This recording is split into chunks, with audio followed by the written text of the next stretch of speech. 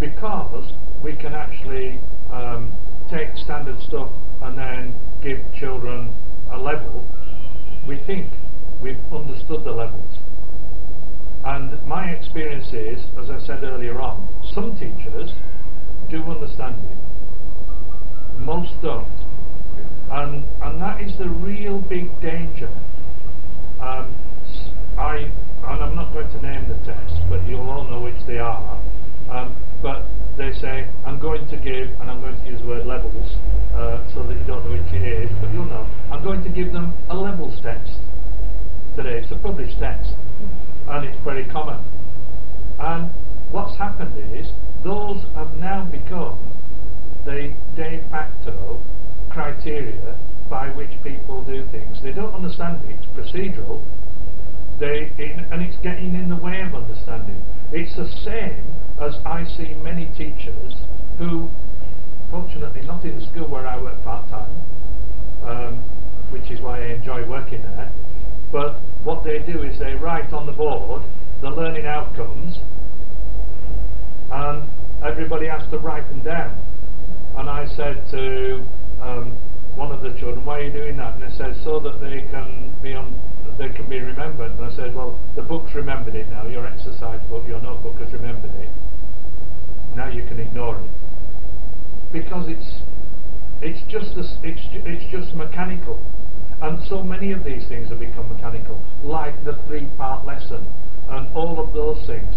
And with the pressures on people, some people are creative enough to do the right thing, and particularly when they're working outside their own field, people are resorting to all the help they can get. And because we don't give people a chance to work as communities as much as we should, what they're doing is relying on things that are just procedural.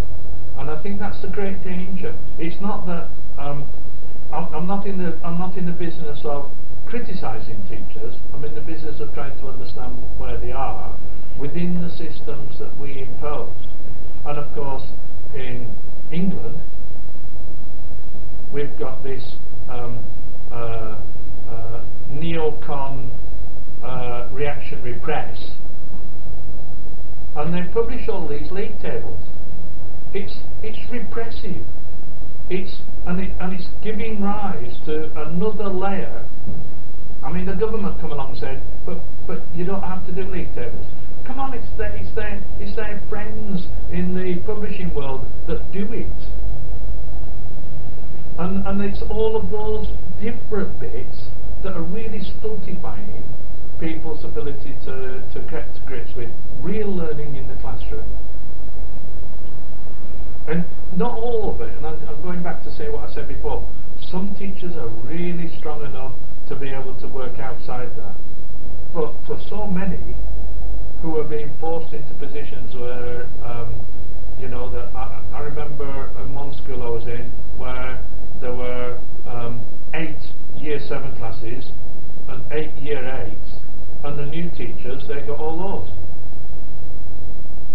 And they were just working their socks off, marking work from every week in traditional ways. I mean, it was just killing them. And what have we noticed? The turnover rate is 17% per annum, and they're leaving. Well, I'm surprised some of them are staying.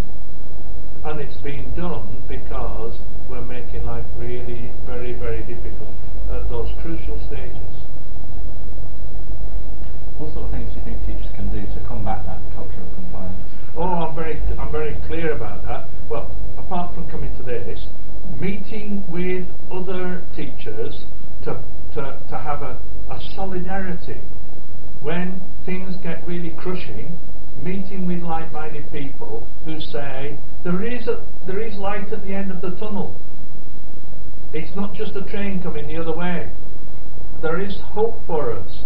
And one of the things, when it worked really well, was ASE did that, but actually not enough. Yeah, it's going. And this business about stopping teachers being left out of school, and the fact that or most of the in-service training is done inside.